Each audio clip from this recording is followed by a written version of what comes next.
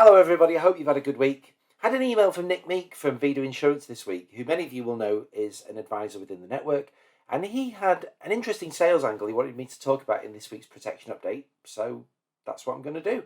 If you're reading my transcript, just bear in mind that I'm going to talk about some examples that need a bit of visual on the actual podcast, which will help bring what I'm talking about to life.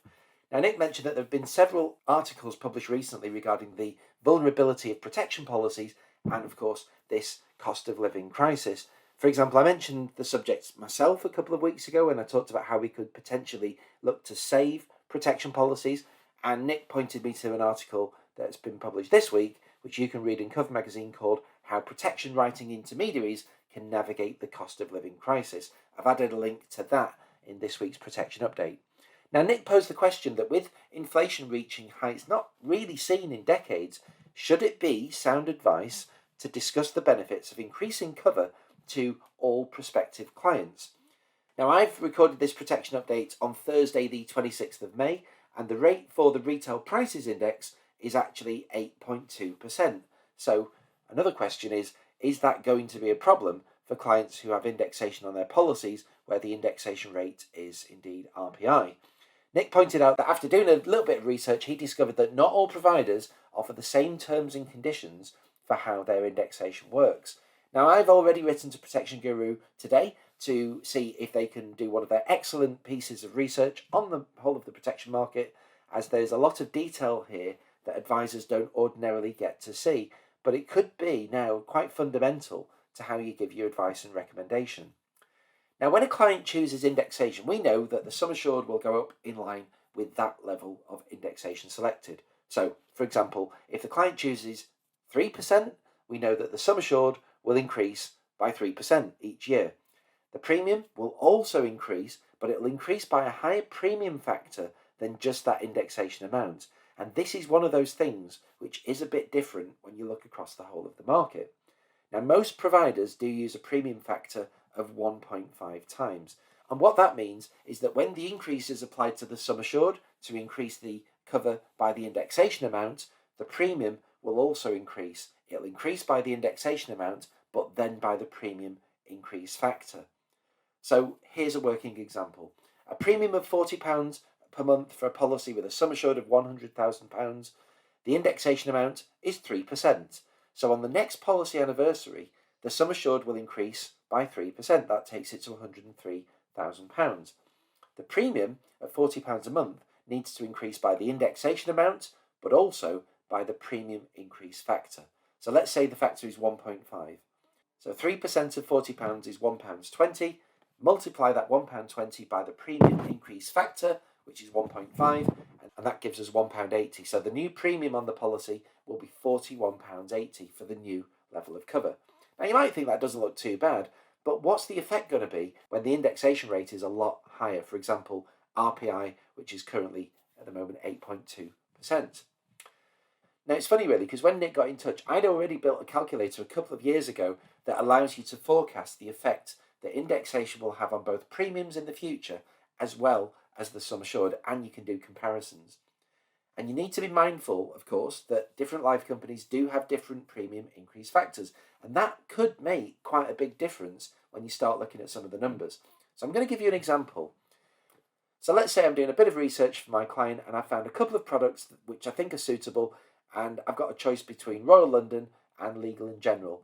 I'm just using these two life companies purely for illustrative purposes, and it's only because they use different premium increase factors.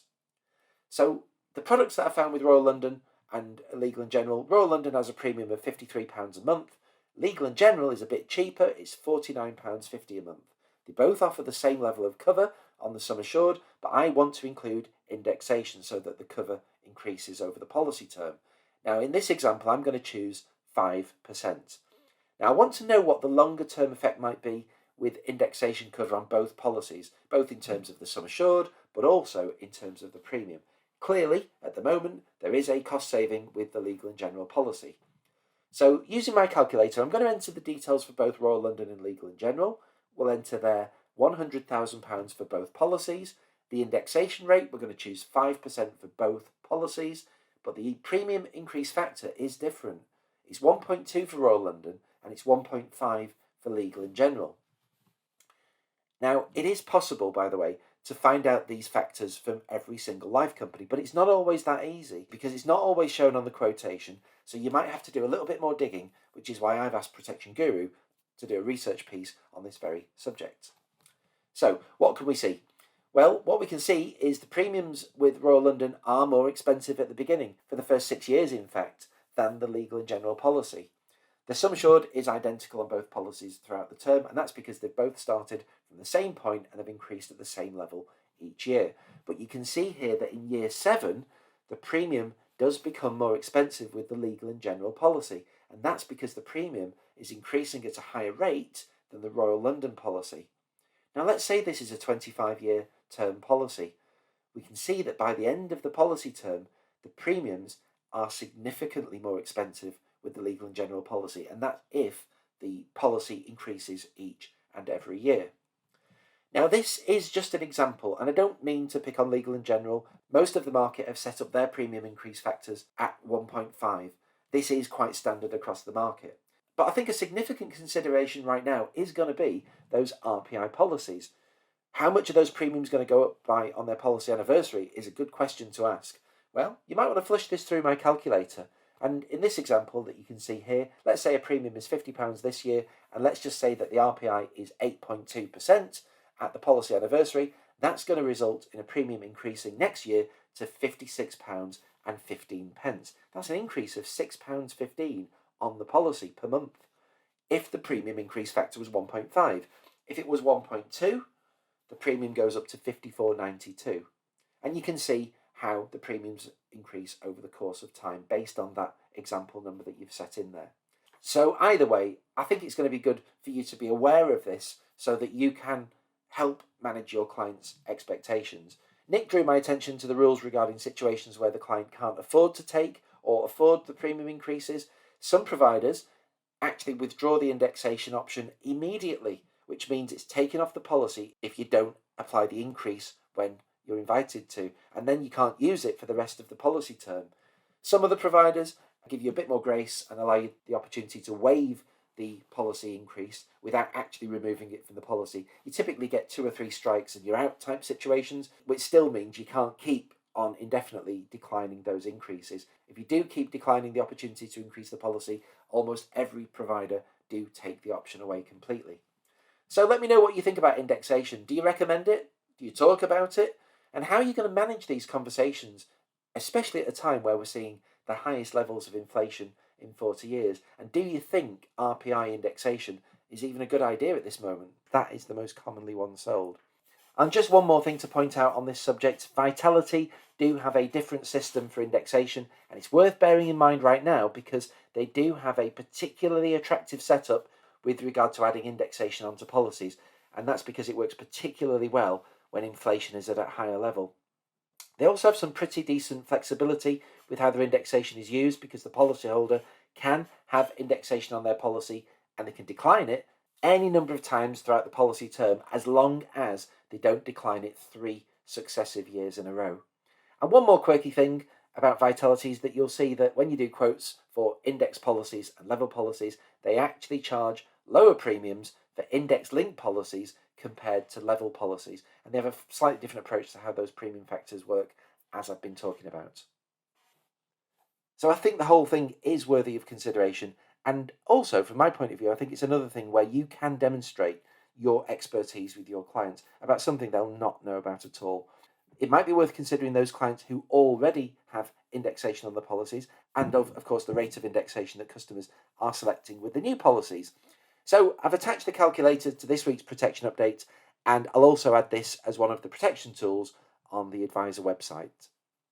Now, you should have seen the emails about our roadshows that take place in about a month's time from now.